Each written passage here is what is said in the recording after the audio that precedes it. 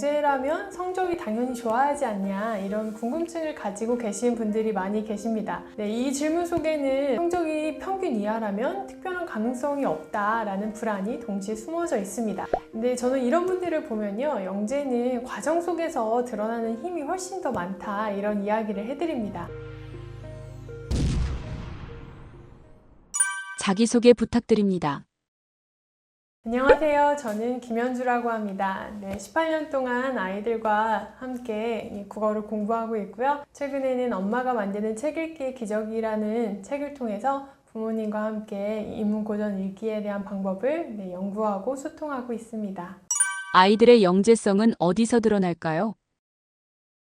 부모님들과 상담을 해보면요, 영재라면 성적이 당연히 좋아야지 않냐, 이런 궁금증을 가지고 계신 분들이 많이 계십니다. 이 질문 속에는 성적이 곧 아이의 능력을 드러내주는 지표로 삼고 있는데, 성적이 평균 이하라면 특별한 가능성이 없다라는 불안이 동시에 숨어져 있습니다. 근데 저는 이런 분들을 보면요, 영재는 과정 속에서 드러나는 힘이 훨씬 더 많다, 이런 이야기를 해드립니다. 성적은 말 그대로 주어진 과제를 얼마나 잘 수행했는가의 결과입니다. 시험 유형에 익숙하고 문제풀이에 반복적으로 훈련된 학생일수록 높은 점수를 받을 가능성이 큰 거죠. 반면에 영재성은 훨씬 더 깊은 내면의 과정에서 나타납니다. 예를 들어 어떤 아이는 수업 시간에 산만해 보이지만 자기가 흥미를 느끼는 이 실험 시간이 되면 몇 시간이고 몰두하는 이 경우가 있거든요. 친구들이 다 집에 간 뒤에도 혼자 실험 노트를 적으면서 왜 이런 결과가 나왔을까 끊임없이 탐구하는 학생들이 있습니다. 이런 학생들을 보면은 겉보기에는 보통 학생일지 몰라도 뇌과학적으로는 이 집중 회로가 흥미 자극에 따라서 굉장히 활발히 움직이는 유형입니다.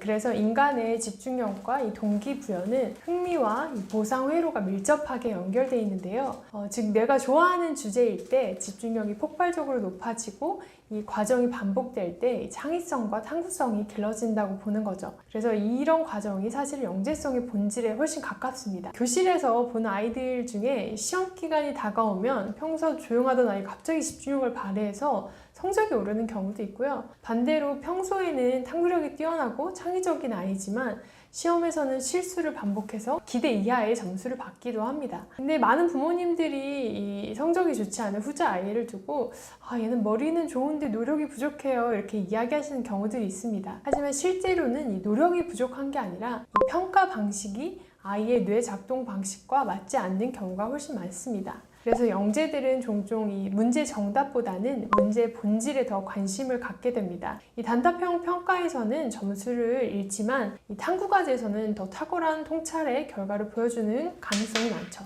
그래서 심리학자 캐롤 드웩은 성적은 아이의 지능을 측정하는 게 아니라 현재 학습 시스템에 얼마나 잘 적응됐는가를 보여주는 지표라고 말하는 것이 있습니다. 그리고 영재성이란 거는 적응이 아니라 탐구에서 드러나기 때문입니다. 그래서 이제 학부모 상담을 하다 보면 우리 아이는 수학은 잘하는데 국어는 흥미가 없어요. 얘는 진짜 좋아하는 건 밤새 하는데 공부는 안 하려고 해요. 이런 이야기들을 하시는 경우가 있거든요. 근데 이런 모습이 사실 영재성의 어떤 초기 신호일 수도 있습니다. 영재 아동은 모든 과목에 잘하는 것이 아니라 이 특정 영역에 이 비정상적으로 높은 집중력과 흥미를 보이는 경우가 있습니다. 그래서 이 평소에는 조용하지만 자기가 좋아하는 주제가 나오면 눈빛을 반짝인다던가, 미술 시간에 그림에 빠져 있다던가, 과학 시간에 이제 질문이 끊이지 않는다던가, 이런 모습들이 사실 많이 보입니다. 이런 아이들은 성적표로는 측정되지 않지만 이 몰입의 이 과정 속에서 이 보이는 현상들이 있기 때문에 이 뇌의 시냅스가 가장 활발하게 연결되는 순간이고 이 신경회로가 영재성의 토대가 됩니다. 그럼 부모님들이 궁금하시죠? 그럼 집에서 뭘 해주면 좋을까요? 이렇게 집에서 어떻게 도와주면 좋을까요? 생각하시는데요. 시험 점수에 반응하기보다 아이가 어떤 거에 몰입하는지를 잘 관찰해 보시면 좋을 것 같습니다. 어떤 주제에 유난히 몰입해 있는지, 또 스스로 자기가 찾아보거나 실험하고 싶어하는 주제가 있는지, 또 잘 안 되는데도 또 다시 시도해보고 싶어하는 분야가 있는지, 이런 기준으로 아이를 살펴보시는 것이 중요합니다. 이런 질문의 답을 찾고 찾고 계신다면 이 아이의 영재성이 어떤 부분에 있는지를 점점 발견하게 되실 거라고 생각합니다. 그래서 사실은 아이가 자신의 지식의 경계를 넘어서 새로운 세계를 탐험하고 상상 속에서 문제를 해결하고 타인과의 생각을 만나게 되는 이 경우가 있습니다. 이렇게 사고가 확장되는 과정이 영재성을 키우는 뇌 훈련이기 때문에요. 집에서 다양한 분야의 책을 읽히도록 도와주시는 것도 좋습니다. 네, 노벨상 수상자 리처드 파인만은요, 나는 점수를 얻기 위해 공부하지 않았다. 세상이 어떻게 돌아가는지 알고 싶었을 뿐이다 라고 말했습니다. 우리 아이들에게 필요한 것도 바로 이 알고 싶다는 열정입니다. 성적은 일시적으로 나타나는 결과지만요, 호기심은 평생의 자산이 돼주거든요. 그래서 부모님이 이 결과 대신 과정을 봐주고 또 평가받는 존재에서 탐구하는 존재로 아이를 이렇게 바라봐 줄 때 더 영재성이 싹이 나고 또 자라날 것이라고 생각합니다. 네, 다시 말하면요, 성적은 지금까지 배운 걸 얼마나 잘 기억했는가의 결과고요, 영재성은 앞으로 무엇을 배우고 창조할 수 있는가의 가능성입니다. 그래서 시험 점수보다 아이가 어떤 부분에 탐구하고 싶어하고 몰입하고 하는지를 지켜봐 주실 때 이 세상을 바꾸는 진짜 영재로 자라날 거라고 생각합니다. 특정 주제에 몰입해서 탁월한 성과를 낸 사례가 있나요? 세상에 움직이는 1% 사람들을 보면요, 학창시절에 성적이 뛰어난 경우보다 평범했거나 그 이하였던 사람들이 많이 있는 걸 볼 수 있습니다. 그 지구 IT 기술 역사상 한 획을 그었다고 한 이 스티브 잡스도요, 성적표로만 보면 평범하거나 오히려 문제아에 가까웠다고 하잖아요. 그래서 스티브 잡스는 고등학교 시절에 선생님을 난감하게 만들 정도로 좀 산만했다고 사실 나와 있습니다. 그래서 이 수업 중에 농담을 하기도 하고 자기가 하고 싶은 말이 있으면 손들지 않고 이야기했다고도 하죠. 그래서 성적은 늘 중간 정도였지만 호기심의 깊이는 누구보다 뛰어났다고 합니다. 하지만 그가 집중할 때는 정말 세상이 멈추는 것 같이 몰입했다고 하는데요. 한 번은 이 잡스가 전자부품을 만지다가 전류가 흐르는 구조를 이해하게 되자 밤새워서 직접 회로를 만들어서 실험해 봤다고 합니다. 그래서 나중에 애플을 창업했을 때도 이러한 집중력으로 이 직원들에게 이렇게 말했다고 합니다. 나는 완벽할 때까지 집요하게 파고든다. 남들은 미쳤다고 하지만 이게 나의 일하는 방식이다. 이렇게 이야기했다고 합니다. 또 한 명의 대표적인 사례가 바로 알베르트 아인슈타인인데요. 아인슈타인도 어릴 때 성적이 안 좋았어요 라는 말 한 번쯤 들어보셨죠? 네, 초등학교 시절에 그는 이 언어 과목을 굉장히 싫어했고 학교에서 규칙적인 생활을 답답해했다고 합니다. 그래서 학교 선생님이 이 아이는 진짜 성공하기 어려울 거예요. 늘 자기 생각에만 빠져 있어요. 이런 말을 했다고도 합니다. 하지만 아인슈타인은 바로 그 자기 생각에 빠져있는 시간에 세상을 바꿀 위대한 질문을 많이 던졌죠. 시간이 빛보다 느릴 수 있을까? 움직이는 시계는 왜 다르게 보일까? 이러한 단순한 호기심이 결국 이런 상대성 이론으로 발전했습니다. 그래서 아인슈타인은요, 나는 특별히 똑똑하지 않다. 단지 끈질기게 생각할 뿐이다. 이렇게 말했다고 합니다. 이 성적은 기억력을 또 영재성을 끈질긴 생각을 평가합니다. 그런데 여기까지 들으시면 우리 아이는 잡스나 아인슈타인처럼 그렇게 될 수 있을까요? 이런 생각이 드실 것 같습니다. 근데 저는 충분히 될 수 있다고 생각합니다. 단 전제 조건이 있는데요. 이 성적의 기준이 아닌 이 몰입하는 집요함을 발견해주는 부모님의 이 눈빛입니다.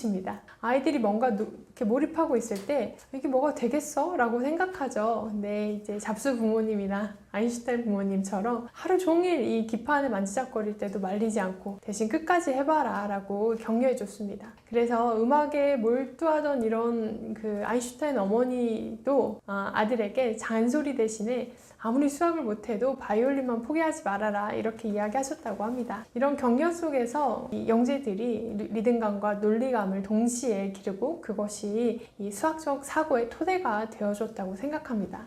저도 아이들을 가르칠 때 이런 이 영재 아이들의 공통점을 느끼는데요. 어떤 정답을 맞추는 것도 즐거워하지만 왜 그런지를 궁금해합니다. 예를 들면 이 사과가 떨어지는 거는 어떤 중력 때문이다 이런 이야기를 할 때 보통 아이들은 그렇구나 하고 넘어가는데 영재 아이들은 근데 왜 달은 떨어지지 않아요? 이런 자기만의 이 과정에서 생각들을 물어보기도 하죠. 그래서 성적은 교과서를 얼마나 잘 외웠냐 이런 걸 보여주지만 영재성은 세상을 얼마나 새롭게 보고 있느냐 이런 시야에서 드러납니다. 합니다. 그래서 스티브 잡스가 이런 말을 남겼습니다. 당신이 진짜 좋아하는 일을 찾는 게 인생의 가장 중요한 숙제다. 그리고 그걸 찾았다면 절대 놓치지 마라. 네, 우리 아이에게 필요한 것은 높은 성적이 아니라 놓지 못할 만큼 좋아하는 무언가를 만나는 경험입니다. 그래서 그 열정 하나가 이 세상을 바꾼 천재들의 공통점이었습니다. 그리고 이 첫걸음은 부모가 그 몰입하는 순간을 믿고 지켜봐주는 것. 성적이 낮아도 영재일 수가 있나요? 네, 많은 부모님들이 성적이 좋은 아이는 영재성이 높은 아이 이렇게 생각하시지만 사실 두 가지는 꼭 비례하지 않을 수 있습니다. 왜냐하면 이 두 가지는 사실은 뇌가 쓰이는 작동 방식 자체가 좀 다르기 때문입니다. 이 시험은 정해진 답을 얼마나 빠르고 정확하게 찾아내느냐 이걸 평가하잖아요. 그러니까 이미 누군가 정해놓은 지식을 잘 기억하고 적용하는 능력이 중요합니다. 그래서 성적이 좋은 아이들을 보면요, 대체로 선생님이 내준 과제를 정확하게 잘 수행하거나 실수를 최소화하고 신중한 아이거나 또는 선생님의 기대대로 잘 맞춰서 움직이는 이런 아이들이 성적이 좋습니다. 반면에 영재성은 조금 다른 뇌작동을 보이는데요. 정해진 답보다 왜? 를 먼저 물어보고 그게 해결이 안 되면 계속 몰두해서 답을 찾고 싶어 합니다. 그리고 문제를 푸는 것보다는 자기가 새로운 문제를 만들어내는 거를 또 흥미를 느끼기도 합니다. 마지막으로 이제 틀릴 수도 있지만 자기가 새로운 시도하는 거를 과감하게 즐기는 경우가 많거든요. 그래서 성적은 사실 얼마나 잘 수능적으로 잘 따라왔느냐의 결과고 영재성은 얼마나 다르게 생각했는가의 결과입니다. 그래서 이 학교 교육이라는 것 자체가 사실 18세기에 이 대량 교육을 위해 고안되어서 시작되었잖아요. 그래서 많은 학생들에게 최고의 효과를 낼 수 있는 효율성을 위해 이 표준화된 평가 중심으로 돌아가고 있습니다. 그래서 모든 아이가 같은 시간에 같은 교과서로 같은 문제를 풀어야 되죠. 이 구조에서 두각을 나타내는 아이는 체계적이고 규칙을 잘 따르는 아이들이 많습니다. 그런데 영재들은 이 틀 안에서 오히려 좀 힘들어할 수 있습니다. 왜 이렇게 해야 되지? 이게 납득이 되지 않으면 움직이지 않는 경우가 있거든요. 그래서 익숙한 문제보다는 새로운 문제를 만들어내고 싶어하고 선생님 설명을 잘 듣기보다는 자기가 스스로 실험을 해보고 싶어 하기도 합니다. 그래서 이제 이런 아이들은 교실에서 이제 산만하다, 주의 분산된다 이런 오해를 받기도 쉽죠. 근데 실제로는 이런 호기심이 강한 아이들이 이 자기만의 이 무언가를 만들어내는 이것들이 더 강하게 작동합니다. 그래서 심리학자 로버트 스틴버그는요, 지능의 세 가지 측면으로 설명해 주는데요. 첫 번째는 성적형 지능. 이런 사람은 논리문제 해결 능력이 높다. 그다음에 실천적 지능은 상황 판단하거나 적응력이 높다. 세 번째로 창의적 지능은 새로운 아이디어를 창출해내는 능력이 높다. 이렇게 봅니다. 그래서 시험은 이 첫 번째 말한 성적형 지능을 측정하지만 영재성은 이 마지막에 창의성 지능이 핵심입니다. 따라서 학교에서는 성취가 낮더라도 창의형 지능이 뛰어난 아이는 영재로 성장할 수 있다고 봅니다. 이 성적인 아이가 현재 주어진 환경 안에서 얼마나 잘 적응했는가를 보여주는 것이고요. 영재성은 그 틀 밖에서 세상을 새롭게 바라보는 능력을 보여줍니다. 그래서 성적은 결과이고 영재성은 가능성이라고 보는 거죠. 그래서 부모님이 오늘 아이 점수가 집요하게 몰입한 순간 이것을 더 믿어줄 때 아이가 성적이 아니라 세상을 바꾸는 힘을 가진 후천적 영재로 자라날 거라고 생각합니다. 과정에서 드러나는 아이들의 영재 신호가 있을까요? 아이들이 영재성이 있으면 성적이나 결과로 바로 드러나지 않나요? 그럼 뭘 보고 알 수 있나요? 이렇게 질문하시기도 하시는데요. 첫 번째는요, 왜를 끊임없이 묻는 아이, 계속 뭔가 호기심을 보이는 아이라고 하면은 한번 그 부분에 대해서 영재성이 있나 생각해 보셔도 좋을 것 같습니다. 예를 들면은 엄마 비가 왜 내려요? 구름 어디서 생겨요? 하늘 왜 파래요? 이렇게 수십 번도 계속 왜라고 질문하는 그 시기가 있죠.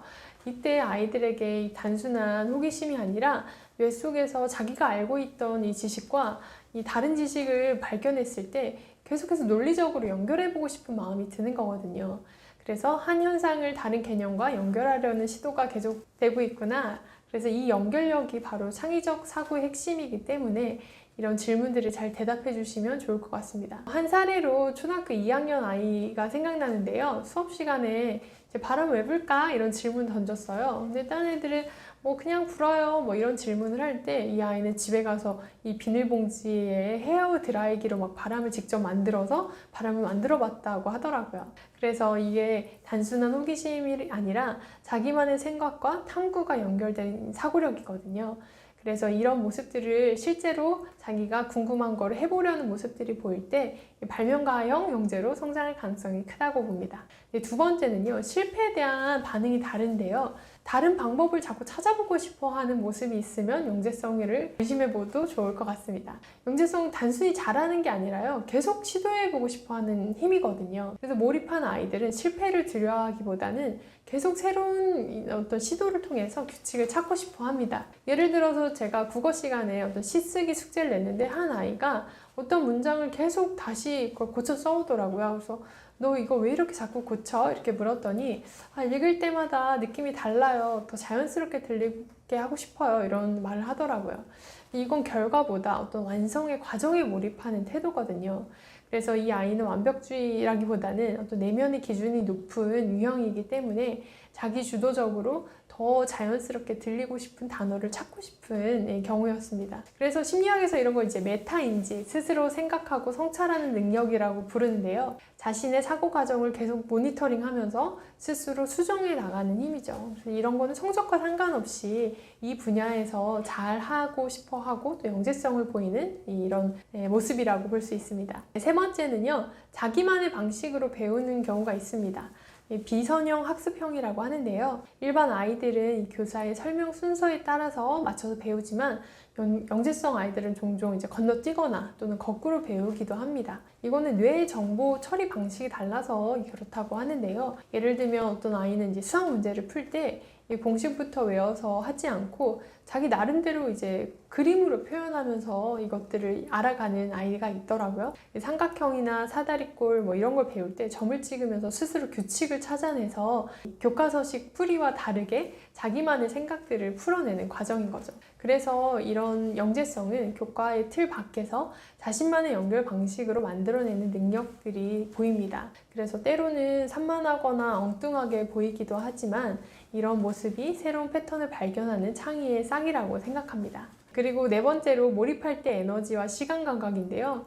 이 몰입할 때 영재들은 사실은 좋아하는 활동을 하고 있기 때문에 시간 감각을 잃어버리는 경우가 많습니다. 그래서 밥 먹어라 해도 말이 들리지 않고 밤을 새서라도 늦게까지 자지 않고 완성해보고 싶어 하죠. 이것은 이 ADHD의 산만함과는 좀 다릅니다. 이 집중력이 자기 주도적 과제에 선택적으로 쏠려있는 상태라고 볼 수 있습니다. 예를 들면 이제 책을 읽을 때마다 거의 세상과 단절되는 것처럼 몰입해서 읽는 아이가 있었는데요.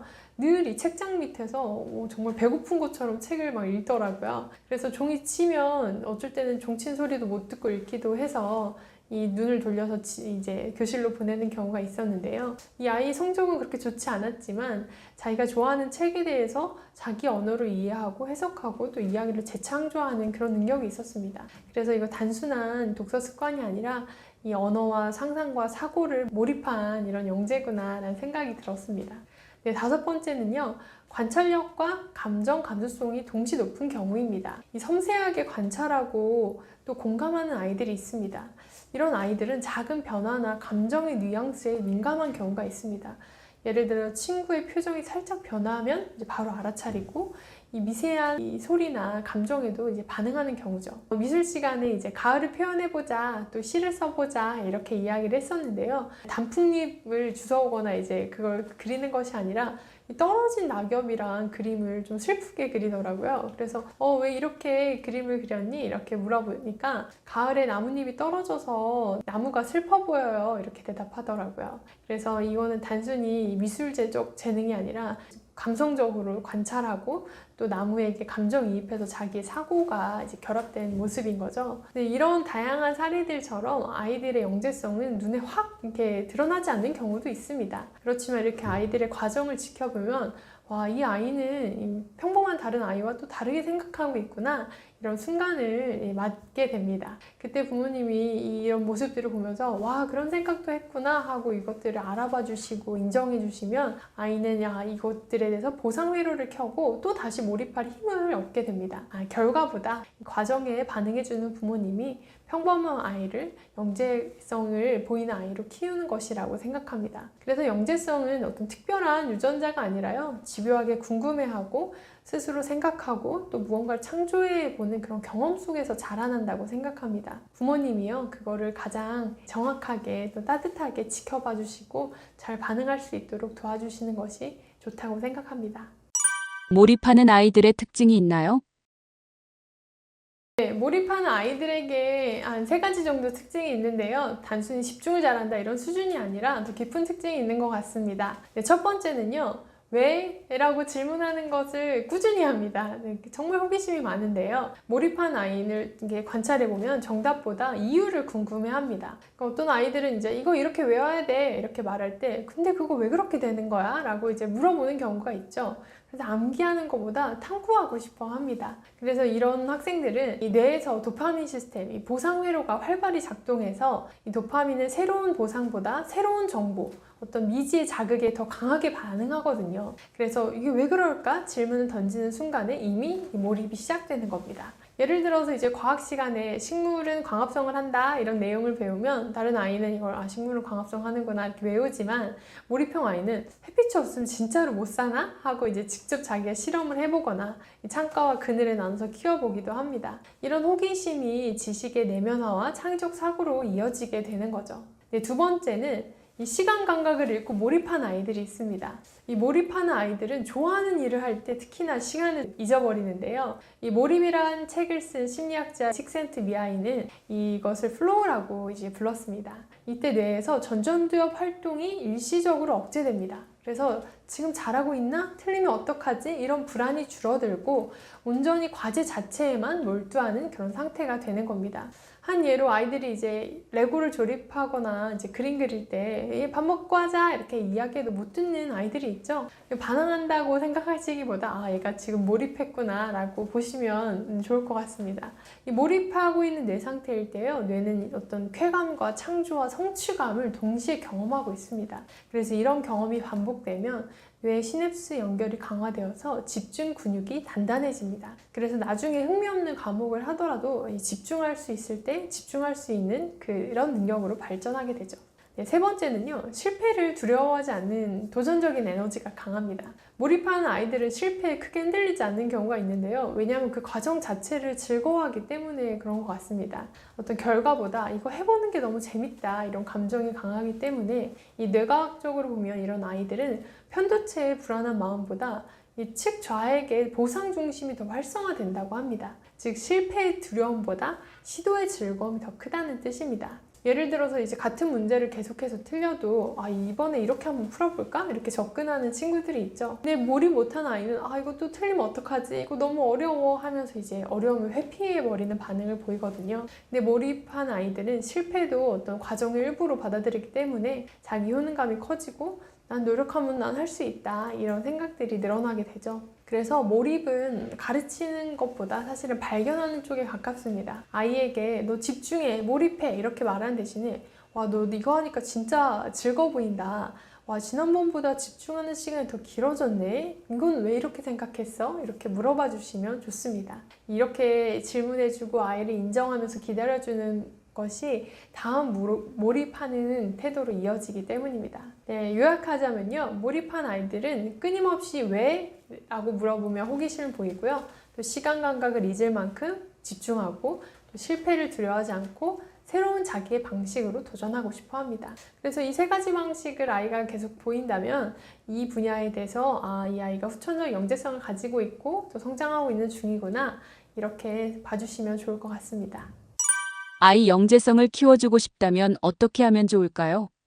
많은 부모님들이 영재성 키우려면 뭘 가르쳐야 될까요? 이렇게 물어보시는데요. 사실 뭘 가르치냐보다 어떤 질문을 던지느냐, 어떤 대화를 했냐 이게 훨씬 중요하다고 생각합니다. 그 영재성은 사실은 지식을 어떻게 전달받는 과정보다는 자기가 스스로 생각하면서 대화하면서 깨어나는 경우가 훨씬 많거든요. 그래서 아이의 뇌를 가장 깊이 자극하는 건 정답이 아니라 질문입니다. 그래서 부모님이 꼭 기억해야 할 이 영재성을 키우는 3가지 질문을 소개해 드리려고 합니다.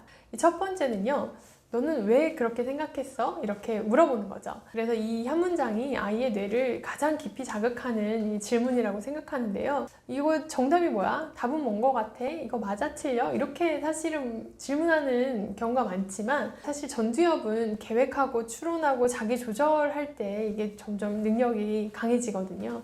그래서 아이 자신의 생각 과정을 스스로 정리하게 만드는 질문이 좋습니다. 예를 들어 아이가 하늘이 슬퍼서 비가 와 이렇게 이야기했을 때 아니야, 슬퍼서 하는 게 아니라 뭐 수증기가 연결돼서 오는 거야 이렇게 과학적으로 대답해주고 싶어 하시기도 하죠. 근데 이제 아이가 그렇게 엉뚱하게 이야기할 때 그렇게 생각한 이유가 뭐야? 한번 이렇게 물어봐 주세요. 그러면 아이가 이제 상상력과 연결해서 구름이 울어서 그런가 봐 이렇게 얘기할 수 있겠죠.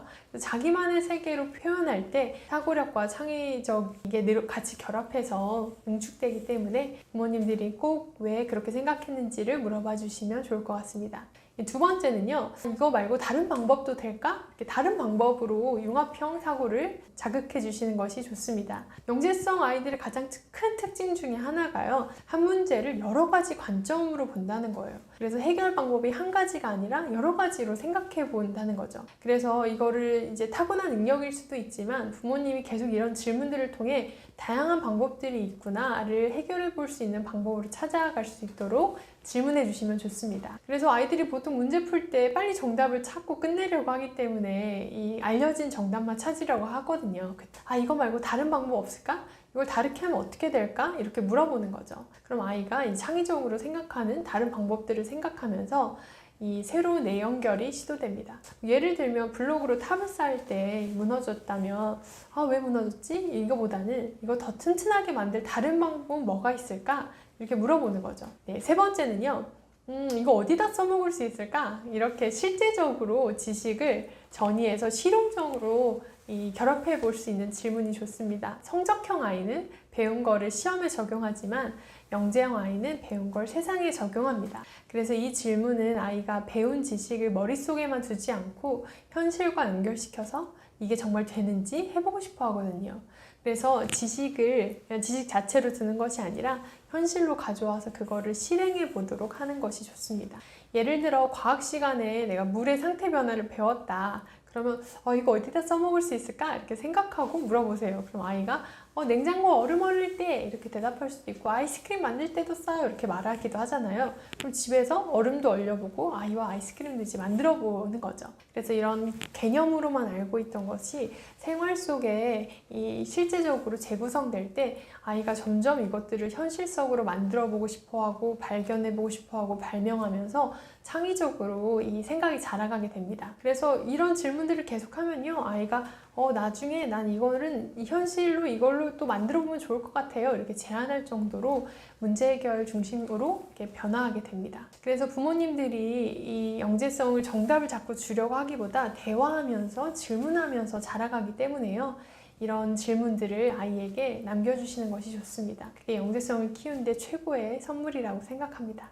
저희 때는 IQ 테스트 많이 했죠. 저도 중학교 2학년 때 학교에서 IQ 검사했던 기억이 나는데요. 결과는 알려주지 않으시더라고요. 아마 저 스스로 생각해 볼 때 저는 평균 이하였지 않았을까 생각하는데요. IQ 검사는 논리, 언어, 수학 문제를 풀어서 수치로 결과를 보여줍니다. 그래서 지능이 점수 몇 점 이렇게 단편적으로 판단을 내리죠. 반면에 요즘은 주변에서 웩슬러 검사를 많이 하시더라고요. 영재교육원이나 사립학교, 대안학교 지원할 때 공식 자료로 요청되고 있는 경우도 있습니다. 그래서 웩슬러 지능검사는 어떤 점수보다 아이의 사고 구조를 파악하는 이런 임상 심리 검사라고 합니다. 단순히 머리가 좋은가 나쁜가를 보는 게 아니라 아이가 인지적으로 강점과 약점이 뭔지, 어떻게 뇌 정보 처리 방식을 하고 있는지 이런 걸 보여준다고 해요. 저도 아이가 대안학교 입학할 때 입학 서류 중에 웩슬러 검사하고 결과지 제출해야 되는 게 있어서 7살 때 각각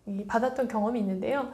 제가 첫째 때는 그 웩슬러 검사하는 방에 같이 들어갔었거든요. 근데 이제 선생님께서 4-5가지 정도 활동지를 주시고 활동할 수 있게 하면서 얘가 이걸 어떻게 해내나 관찰하고 이렇게 적으시더라고요. 그리고 다음에 오니까 그 아이가 활동한 결과들을 가지고 저에게 해석해서 알려주시더라고요. 그래서 웩슬러 검사 같은 경우는 언어 이해, 시공간, 추론, 작업 기억, 처리 속도 이런 다양한 것들로 이렇게 기준으로 평가해 주셨는데요. 이 점수의 총점이 중요하기보다 이 영역 간의 편차를 유의미하게 보라고 알려주셨습니다. 그래서 아이가 언어력과 이해력 점수는 높은데 뭐 처리 속도가 낮다면 어떤 어려움 때문에 이런 과정이 나왔을까?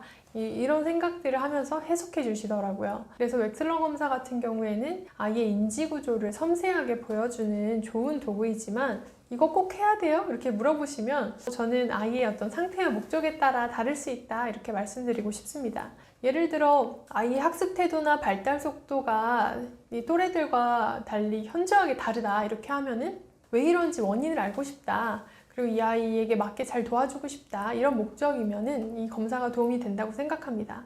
이 아이의 강점을 살려서 학습 방향을 구체적으로 세우거나 도와주고 싶다. 이런 관점으로 접근하시면 효과적인 검사인 것 같습니다. 근데 이제 검사 자체를 맹신하기보다는요, 저는 한 지도에 불과하다고 생각하거든요. 지도는 이제 길을 알려주고, 어떻게 생겼다 이런 걸 알려주는데, 그 길 위를 같이 걸어주는 거는 부모님이시잖아요. 그래서 아이의 어떤 강점을 발견했으면 그 강점이 더 빛나게 해줄 환경으로 만들어주는 거죠. 단순하게, 이건 점수가 낮네? 이거를 더 강조해서 도와줘야겠다, 보충해야겠다, 이렇게 약점만 보시기보다는 아이의 강점이 이 부분이구나. 그래서 이 강점들을 더 살려줄 수 있도록 이것들을 도와줘야겠구나. 이렇게 생각하고 아이를 더 잘 이해하고 돕는 도구 정도로 생각하고 보시면 좋을 것 같습니다. 많은 부모님들이 우리 아이가 영재일까 궁금해 하시는데요. 아이가 편안하고 자연스러운 순간에 한번 관찰해 보시면 좋을 것 같습니다. 첫 번째로 놀이할 때요. 영재들은요, 자기가 놀이를 만들어내는 거를 정말 잘합니다. 꼭 이렇게 하면 더 재밌지 않을까? 뭐 놀이터나 뭐 보드게임 하거나 이럴 때 이런 아이들이 있어요. 이 게임 너무 쉬워. 우리 규칙을 바꿔서 해보자. 이거 내가 만든 게임인데 이렇게 한번 해볼래? 이렇게 계속해서 뭔가를 만들어내는 경우가 있거든요. 그래서 이건 단순히 게임에서 이기고 싶은 게 아니라 문제를 새롭게 재구성하는 능력이라고 봅니다. 그래서 영재형 아이들은 이미 있는 규칙보다 자신이 만든 규칙을 더 흥미롭게 느끼거든요. 그래서 끊임없이 이런 새로운 놀이들, 규칙들을 만들어내고 창의적으로 생각합니다. 예를 들어 집에서 레고를 만들 때 설명서대로 하지 않고 이건 나만의 집이야 하고 새로운 구조를 생각해서 만들기도 하죠. 저도 이렇게 아이들이 만들어 오면 감탄이 나옵니다. 이거 어떻게 이렇게 생각했어? 이렇게 생각해보면 그냥 생각해서 만들었어요. 이렇게 얘기하더라고요. 이런 활동이 아이들의 이 뇌발달에 굉장히 좋습니다. 반대로 하면 아이가 이런 새로운 것들을 만들어 보도록 계속 질문도 해주시고 격려도 해주시고 같이 만들어 주시면 이 뇌발달에 자극이 돼서 영재성 발현에 좋은 활동이 됩니다. 두 번째는요, 옷 입을 때 유난히 까다롭고 패턴과 규칙이 있는 아이들이 있습니다. 약간 완벽주의인가 이렇게 보실 수도 있는데요. 예를 들어 옷 입을 때도 이건 왼쪽부터 오른쪽으로 가야 해 하면서 스스로 규칙 정해놓고 이렇게 입는 아이들이 있죠. 그래서 옷은 팔끝까지 다 나와야 돼. 자기만의 이런 규칙을 가지고 옷 입는 아이들이 있습니다. 이런 아이들은 반복적인 활동에서 관찰하고 자기가 스스로 이제 구조화가 된 거죠. 그래서 이게 타고난 능력인 건데 일상적인 반복 행동에서 스스로 규칙을 정해놓고 그것대로 하고 싶어 한다면 이 아이는 효율화된 시스템적 사고가 발달한 게 아닐까? 이렇게 봐도 좋으실 것 같습니다. 이런 아이들은 수학적, 논리적 사고력이 발달한 아이에게 자주 보이는데요. 이런 패턴과 규칙을 발견하고 만들어가는 능력이 논리적 영재의 특징입니다. 세 번째는 책 읽을 때요. 이 사람 왜 이렇게 말했을까? 이렇게 내재적 의미까지 생각하는 경우입니다. 영재형 아이들은 단순히 줄거리만 읽는 게 아니라요. 인물의 생각과 상황과 의미를 생각하면서 읽기도 합니다. 이런 아이들은 언어적 사고력, 공감력, 철학적 사고력이 높은 아이들이라고 볼 수 있습니다.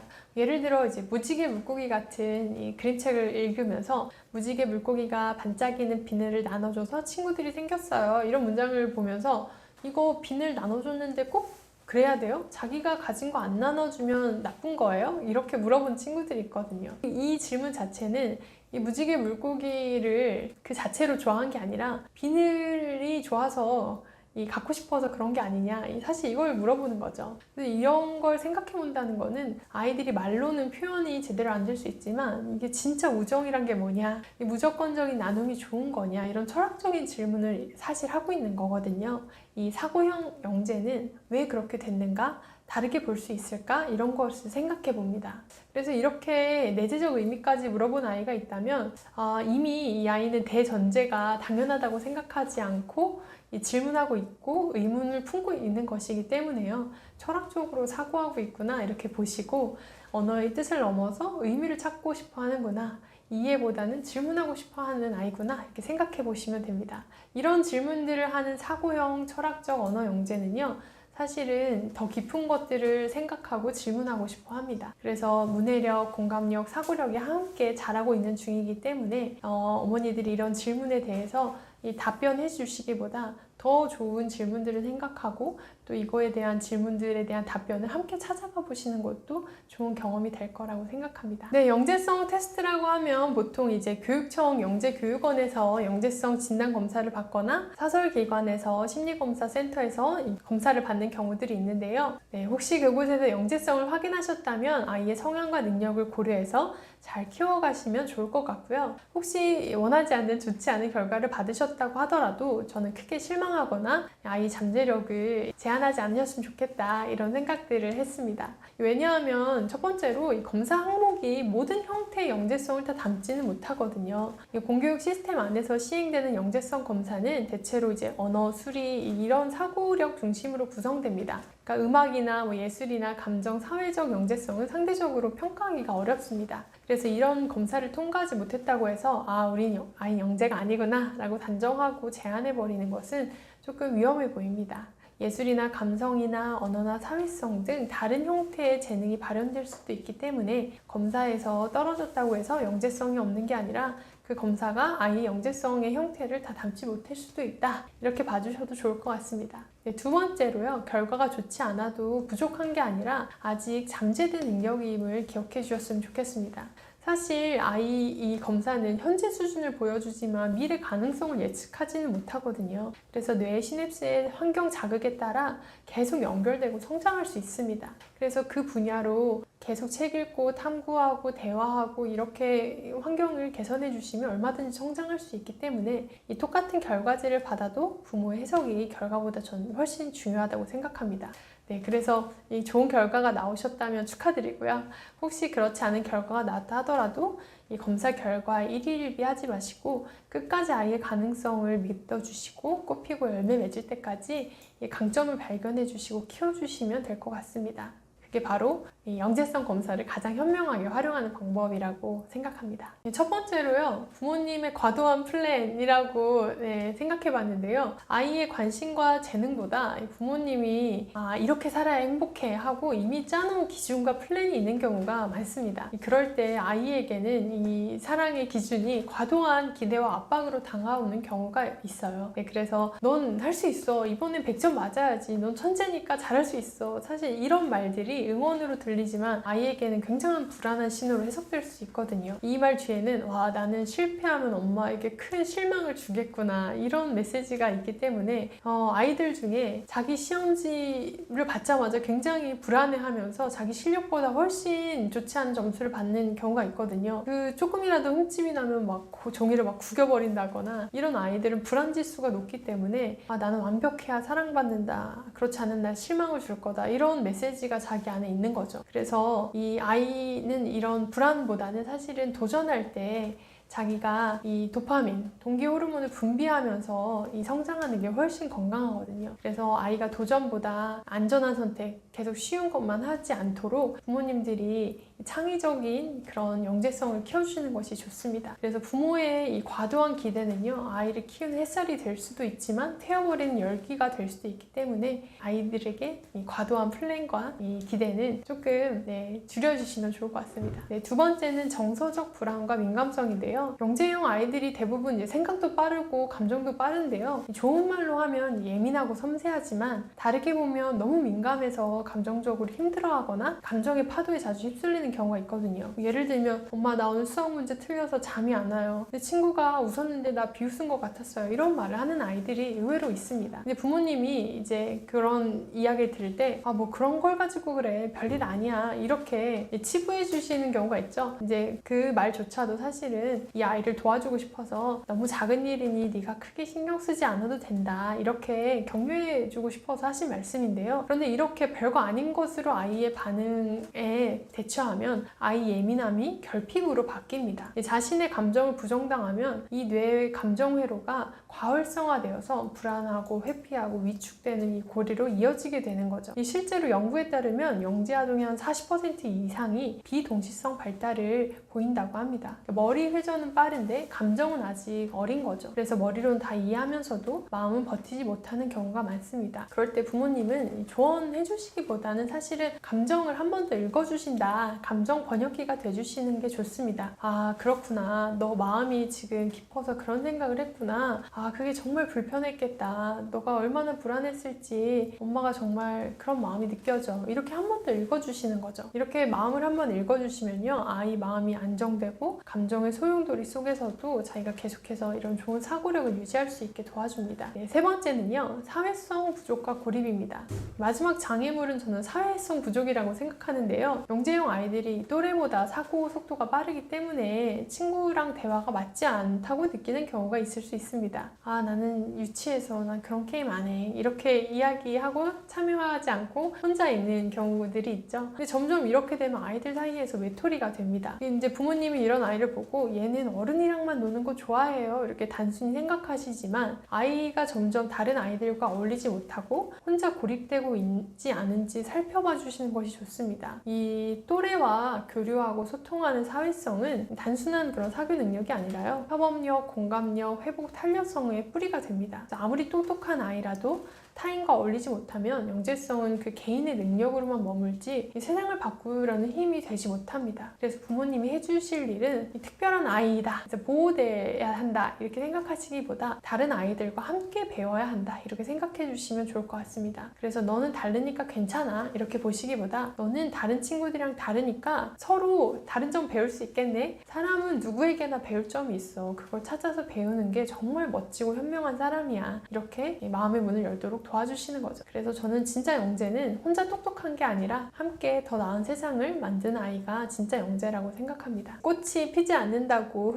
흙을 탓하진 않죠. 그저 물과 햇살 그리고 기다림이 부족했던 것 뿐이라고 생각합니다. 저는 모든 아이가 이미 충분히 영재로 태어났다고 생각합니다. 조금 덜 가르치고 조금 더 들어주는 태도가 아이 영재성을 키워나간다고 생각합니다. 부모님의 사랑이 이 신뢰의 형태로 아이에게 전달될 때 아이가 자연스럽게 아름답게 또 피어날 거라고 생각합니다. 부모님들이 영재성 키워주고 싶다 이렇게 하시지만 아이 영재성 막는 거 사실 부족한 재능이라기보다는요, 부정적인 생각이나 태도인 경우가 훨씬 많습니다. 아이가 태어날 때 아무리 좋은 능력을 타고났다고 하더라도 꾸준히 개발시켜주지 않으면 사실 묻혀버리고 발현되지 않는 경우가 훨씬 많거든요. 그래서 아이는 누구나 이제 자기만의 속도로 자라는데요, 그 싹을 밟아버리는 보이지 않는 걸림돌들이 있습니다. 그래서 그런 습관적인 말이 뭐가 있을까, 대표적으로 제가 3가지 생각해 봤는데요. 첫 번째는 이 조급한 말입니다. 빨리빨리 해, 너 정확히 해, 너 실수 없게 해, 이렇게 이제 조급하고 결과 중심으로 말하는 경우이죠. 예를 들면 너 몇 학년인데 아직도 이걸 몰라, 이거 정답이 이거야, 이거 틀리면 안 돼, 이렇게 많이 이제 말씀하시잖아요. 근데 이런 말들이 사실 아이의 탐구 본능을 가장 많이 깎아먹습니다. 영재성은 결과보다 과정에서 자라는데 부모가 이제 결과로만 아이를 평가하도록 강조하면 아이 뇌가 탐구 대신에 실패하는 거를 회피하고 싶다, 이런 회로로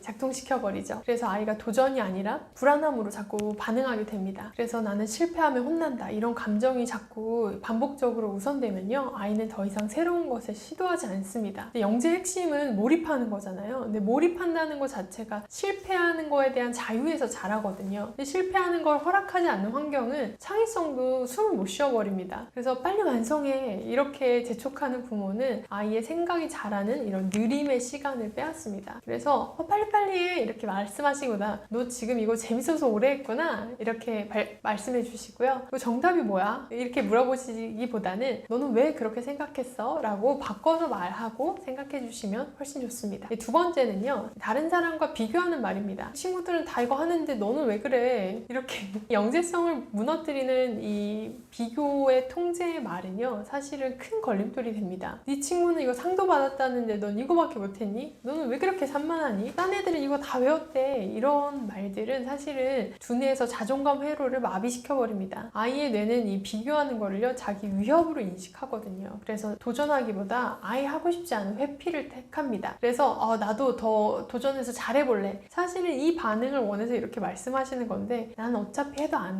돼. 그러니까 안 할래. 이렇게 하고 싫어하고 하지 않게 됩니다. 그래서 미국의 스탠퍼드대 이런 현상을 고정 마인드셋이라고 부르는데요. 비교와 평가에 익숙한 아이는 성장을 위해서 자꾸 도전하기보다는 실패하지 않는 쉬운 선택만 하게 됩니다. 그래서 더 잘하는 걸 더 잘하게 되는 길 대신에 안 혼나는 길을 선택하게 되는 거죠. 그래서 누구는 너 친구들 벌써 이거 했대 이렇게 말하기보다는 너는 어떤 방법으로 한번 해볼래? 이렇게 얘기해 주시는 게 좋고요. 넌 이것도 왜 못하니? 이렇게 말하기보다는 이거 어디서 막혔는지 우리 같이 되돌아가서 찾아보자 이렇게 이야기해 보시면 좋습니다. 그래서 비교는 아이를 성장시킬 수 없습니다. 비교는 아이를 멈추게 할 뿐입니다. 그래서 이 말을 기억하시고 아이만의 뜻대로 잘하도록 응원해 주시면 좋을 것 같습니다. 세 번째는요. 안 돼! 하지마! 위험해! 이 부모님들이 사실 위험한 경우 이런 도전을 막는 말을 많이 하시죠. 근데 이런 그 말을 많이 던지면요. 아이가 반복적으로 새로운 시도를 하고 싶어 하지 않아 합니다. 왜냐하면 이 부모의 말대로 계속 그 시도를 하면 자기는 위험한 상황에 놓인다고 생각이 들기 때문에 어차피 난 안 된다, 안 한다 라고 학습해버립니다. 결국 호기심이나 질문이 아예 사라져 버리고 그냥 보이는 대로 수능하는 회로만 남게 됩니다. 저에게 한 아이 부모님이 상담하신 게 기억이 남는데요. 선생님 저희 애는 진짜 엉뚱해요. 하수구에 뭐가 있나 궁금해서 다 열어보고 끄집어내보고 집에 있는 시계나 리모컨은 다 뜯어보고 냉장고에 있는 거 섞어서 실험해보고 터뜨리고 정말 하루도 제가 조용한 날이 없어요. 이렇게 이야기하시는 부모님이 있었거든요. 근데 내가 그 부모님 보면서 이 호기심이 언젠가 과학자가 되는 훌륭한 밑거름이 돼줄 것 같아요. 이렇게 이야기한 적이 있습니다. 그리고 정말 몇 년 뒤에 그 아이가 과학고에 진학했다는 이야기를 들었는데요. 그때는 너무 유별나고 호기심이 많고 너무 걱정됐는데 지금 보니까 그런 이상한 짓이 결국 탐구의 시작이었던 거죠. 그래서 부모님 눈에는 위험해 보이는 행동이지만 사실은 이 아이가 세상을 이해하고 탐구해보고 싶은 이런 본능이 작동한 거라고 생각합니다. 물론 이제 부모님들이 그 뒷수습 처리하시는 거 너무나 고되시겠지만 위험한 수준을 넘지 않는 범위 내에서는 아이들의 이런 호기심이 잘 발현되도록 도와주시는 것이 좋다고 생각합니다. 그래서 안 돼! 위험해! 이런 생각 말보다요. 이거 좋은 생각인데 어떻게 하면 이거 안전하게 해볼 수 있을까? 이거 힘들어 하지마! 대신에 이거 좀 어려울 수 있겠네. 그래도 네가 해본다면 너 방법이 있을지 몰라. 이렇게 가능성을 열어주시면요. 아이가 사고를 멈추는 대신에 자기가 책임지고 해결하는 해결지향적 사고가 열릴 거라고 생각합니다. 그래서 부모님들의 이런 말이 아이의 도전 정신을 지켜주고 새로운 시도를 가능하게 하는 이런 힘을 강화시킨다고 생각해요. 하지만 궁금하다고 해서 호기심으로 다른 사람을 힘들게 하거나 다치게 하거나 위험한 행동은 꼭 선을 넘지 않도록 부모님들이 잘 가이드를 주시면 좋을 것 같습니다. 네, 아이의 영재성은 타고난 지능도 있겠지만 저는 부모님의 태도와 환경에서 정말 크게 자란다고 생각합니다. 부모님이 어떤 마음으로 아이를 바라보냐에 따라서 같은 능력도 꽃이 되기도 하고 또 어떤 능력은 돌처럼 굳어버리기도 하거든요. 제가 부모님과 수많은 아이와 이제 상담하면서 이 집은 아이가 참 잘 자란다 이렇게 느꼈던 가정들의 공통점이 있었는데요. 결국 영재성을 키워주는 부모님의 자세를 세 가지로 정리해보면요. 첫 번째는 믿어주는 겁니다. 아이의 속도는 느리지만 우리 아이 방향이 틀리지 않도록 믿어주는 부모님의 경우 그렇습니다. 영재를 하면 당연히 성적이 좋아야지 이 정도로 하면 아직 멀었어 이렇게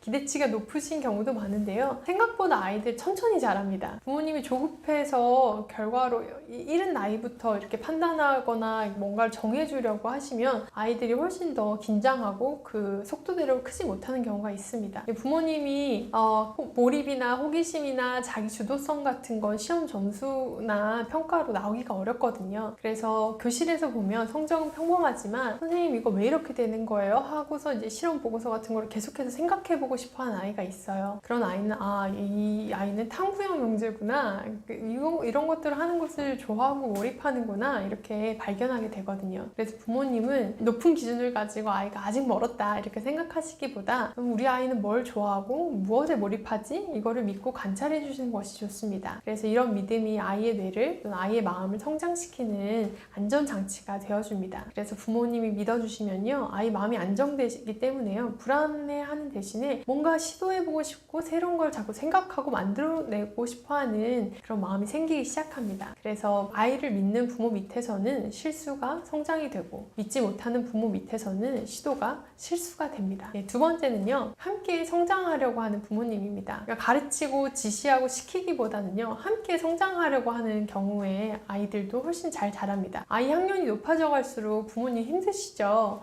아, 이거 너무 어려워서 내가 가르쳐 줄 수도 없는데 어떻게 해야 되지? 이럴 때 이제 사설 학원에 보내시거나 다른 전문가에게 맡기고 싶어 하시잖아요. 근데 아이에게 필요한 건 사실은 정답을 알려주는 거기보다는 같이 함께 탐구하는 동반자형 부모님 경우가 많거든요. 제가 정말 좋아하는 손흥민 선수, 그 아버님이 지으신 그 모든 것은 기본부터 시작된다, 이 책을 보면서요, 이거 자녀 양육서가 아닌데 제가 부모로서 정말 이렇게 해야 하는구나, 많은 깨달음과 감동을 얻은 책입니다. 그 책을 보면요, 아버지로서 어떻게 아들에게 삶의 태도와 겸손과 인성을 가르쳐 주셨는지가 나옵니다. 그리고 또 함께 훈련하는 장면도 정말 많이 나오는데요, 손흥민 선수가 아무리 힘들어도 불평할 수 없던 이유가 아버지가 함께 그 훈련을 다 했기 때문이라고 하더라고요. 운동장 돌라고 하면 이제 혼자 시키는 것이 아니라 아버지도 같이 돌고 같이 뛰고 같이 훈련했고 했기 때문에 불평할 수 없었다라고 합니다. 오히려 아들은 이 그늘에서 공찬 연습을 하고 아버지는 땡볕에서 공을 주워다가 주신 일을 하셨다고 합니다. 이렇게 아이만 혼자 하라고 시키는 것이 아니라요, 부모님이 함께 배우고 성장한다는 마음으로 러닝메이트이자 코치로 같이 성장하면요, 아이들이 훨씬 더 잘 빠르게 성장합니다. 그래서 아이가 어떤 질문할 때요, 모르겠네, 네가 한번 알아봐, 이렇게 던져주시기보다요, 우리 같이 한번 찾아볼까? 엄마도 궁금하네, 이렇게 하면요, 아이가 함께 이 배우는 사람이 되면서 이 고기 잡는 방법을 알아가게 됩니다. 그래서 영재성 부모는 가르치고 지시하는 사람이 아니라 배움을 잃지 않는 어른이라고 생각합니다. 그래서 아이가 스스로 배우고 성장하는 힘을 지켜주도록 부모가 믿고 기다리고 함께 걸어줄 때 아이가 정말 그 생각대로 단단하게 잘 자라날 거라고 생각합니다. 세 번째는요, 좋은 인성과 습관을 길러주는 부모님입니다. 저는 세상을 바꾸는 힘이 똑똑함이 아니라 따뜻함이라고 생각합니다. 진짜 영재는 문제를 잘 푸는 아이가 아니라요, 세상을 따뜻하게 풀어내는 아이입니다. 똑똑함만 키워놓으면요, 경쟁에는 강하지만 협력에는 약한 사람이 됩니다. 반대로 좋은 인성과 좋은 습관을 키워주면요, 아이의 지능이 자연스럽게 그 마음의 그릇 안에서 성장합니다. 그래서 아이 영재성을 키운다는 건 단순히 지능을 키우는 일이 아니라 좋은 인성과 좋은 습관, 즉 사람으로서의 힘을 같이 길러주는 과정입니다. 그래서 아이가 따뜻함으로 세상을 품고 자기보다 약한 사람을 돕고 다른 사람의 기쁨으로 함께 웃을 줄 알 때 그 아이는 이미 세상을 바꾸는 진짜 영재로 자라난 거라고 생각합니다. 저는 교실에서 정말 감탄하게 되는 아이들을 만나거든요. 그런 아이들은 그 친구가 힘들어하면 조용히 다가가서 이제 괜찮아? 라고 이제 격려해 주거나, 또 손편지를 써서 너 잘 될 거야, 힘들어하지 마, 힘내, 이렇게 응원하고 격려해 주는 아이들이 있습니다. 놀이 중에 친구가 힘들어하면요, 빼고 하는 게 아니라 우리 같이 다시 하자 라고 토닥거리면서 함께하는 아이들이 있어요. 이런 아이들은 이미 단단해져 가고 있는 중이기 때문에 영재란 결국에 세상을 이기는 사람이 아니라 세상을 이롭게 하는 사람이라는 생각이 듭니다. 근데 이런 거는요, 다른 누구도 아닌 가정에서 부모님만 해줄 수 있는 일이라고 생각합니다. 부모님이 이런 아이들로 자라도록 믿어주고 함께 배우고 대화로 마음을 돋아줄 때 아이가 가장 안전한 토양 안에서 싹틔우고 성장할 거라고 생각합니다. 네, 오늘도 교육의 민족을 시청하면서 아이들을 어떻게 도와주실지 고민하는 부모님들 정말 응원하고 격려하고 싶습니다. 최근에 이 아이와 함께 고전문학 책을 읽고 싶어 하는데 어떤 방법으로 읽을 수 있냐, 이렇게 문의 주시고 또 고민하시는 분들이 많으셨는데요. 그래서 제가 부모님들을 도와드리기 위해서 태어나서 처음 읽는 초등 고전 문학 읽기 챌린지를 함께 하고 있습니다. 그래서 아이에게 책 읽기를 도와주고 싶으신 부모님들, 또 아이가 만화책을 읽거나 스마트폰만 봐서 고민이신 부모님들, 함께 아이들을 돕는 이런 챌린지도 하고 있으니까요. 궁금하신 분들은 저와 함께 아이가 책을 잘 읽도록 도와주시는 챌린지에 함께 하셔도 좋을 것 같습니다. 네, 오늘도 들어주셔서 감사합니다.